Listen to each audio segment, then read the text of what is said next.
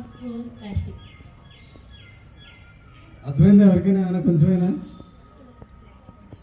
మనం రోజు ఏదైతే ప్లాస్టిక్ పడేస్తున్నామో హౌస్ హోల్డ్ ప్లాస్టిక్ ఉంది చూసారా, దీనికి ప్రెజెంట్ రీసైక్లింగ్ ఎక్కడా లేదు ఇండస్ట్రీ మనకి.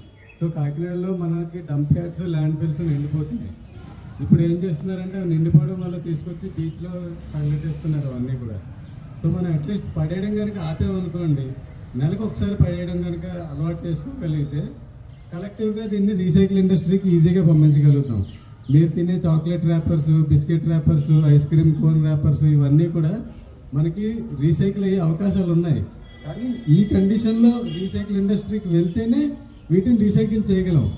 మనం అన్నీ కలిపి ఒకే డస్ట్బిన్లో పడేసి 2 డస్ట్బిన్లో కలిపేసి తొట్టి రిక్షాలోంచి ట్రాక్టర్లోకి, ట్రాక్టర్లోంచి లారీలోకి, లారీలోంచి డంప్ యార్డ్లోకి వెళ్ళేటప్పటికి అది ఎందుకు ఉపయోగపడకుండా పోతున్నది.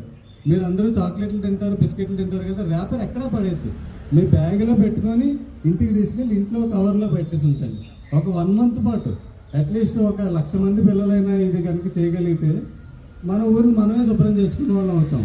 సో రేపు పొద్దున మనం ఎవరినైనా క్వశ్చన్ చేయొచ్చు, నేను లాస్ట్ 5 years నుంచి ప్లాస్టిక్ని ఇవన్నీ పడేయకుండా పోగేసి ఇంట్లో పెట్టుకున్నాను, నా దగ్గర 10 కేజీలు ఉంది.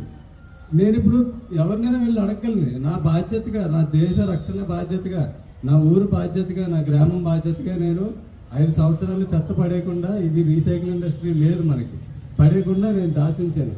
ఇప్పుడు 12 కేజీలు ఏం చేయమంటారు? అలాగే 1,00,000 ఇళ్ళు కాకినాడలో ఈజీగా చేసే అవకాశాలు ఉన్నాయి. 90% కాకినాడ లిటరసీ రేట్ ఉంది. And 80% people are living in their comfort homes. అందరూ హ్యాపీగా ఉంటున్నారు 80% మంది కాకినాడలో. అందులో 60% మంది కూడా వాళ్ళకి అసలు ఉద్యోగాలు చేయాల్సిన అవసరం కూడా లేదు. That is how luxurious life people are leading in Kakinada.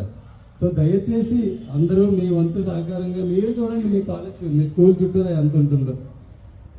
కాలువలు బ్లాక్ అయిపోవడం అవుతాయి, ఊరు నీట్గా కనిపిస్తుంది. ఒక 1 మంత్ పాటు అందరూ పడేయడం అట్లీస్ట్ ఆపండి. First of all please do not throw plastic. Okay, thank you.